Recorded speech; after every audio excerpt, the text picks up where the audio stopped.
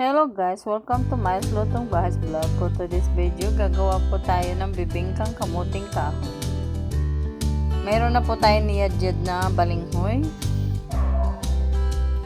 Meron tayong buong kinayod, asukal,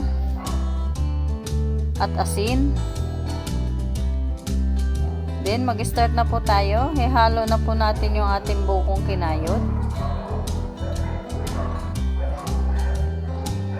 Then maglagay po tayo ng asin, asukal. Tansyahin lang po natin guys ang ating asukal.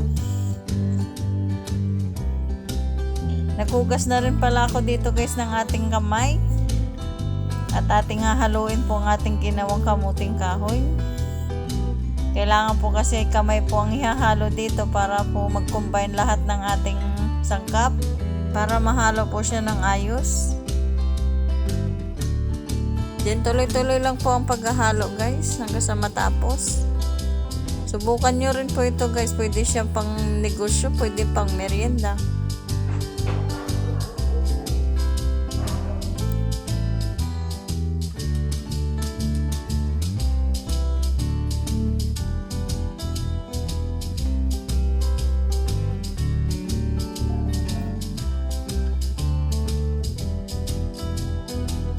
Then set aside lang po natin siya guys.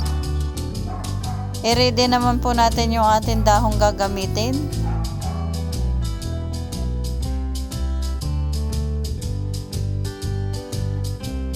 Hati-hatiin lang po natin siya guys ng ganyang kalalapad. Then gupitin lang po natin ang magkabilang dulo. Hugasan din pala po natin ang ating dahon para mawala po yung dumi at alikabok.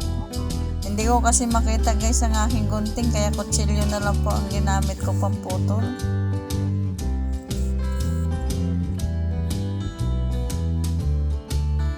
Then mag-start na po tayo magluto. Ilagay po natin ang dahon. Then sunod po natin yung ating ginawang kamuting kahoy.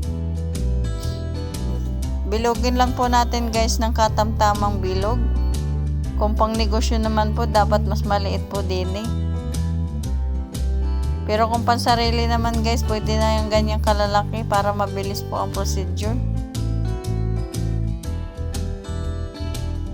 Then takpan lang po natin ng 5 minutes. After 5 minutes, baliktarin po natin. Then takpan po ulit. Then tingnan na po natin kung luto na. Pag ganyan na po siya guys, ay luto na po yan. Pwede na po nating hanguin. Then ulitin lang po natin yung naunang procedures guys. Hanggang sa matapos.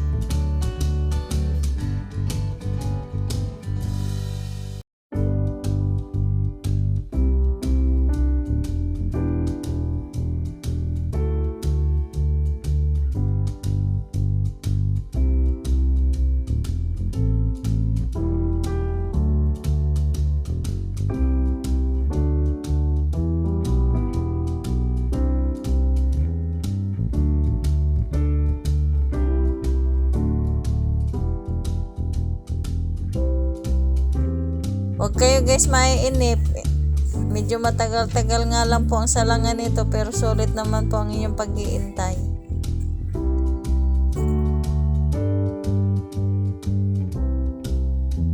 Dahil pag natikman nyo ito guys, nako, sabihin nyo na may lagi ko nang lulutuin ito. Magugustuhan din po ito guys ng inyong mga anak. Bukod sa hindi nakakasawang kainin, masarap po talaga siya.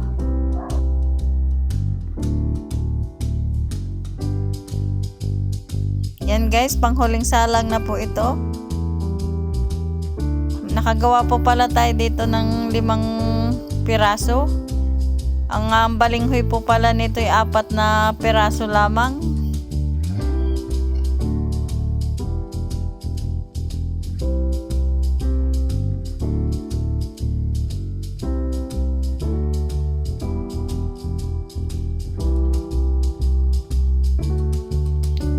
Patapos na po tayo guys. Malapit na po ito maluto.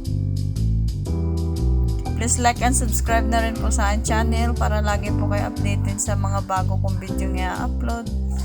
Maraming salamat.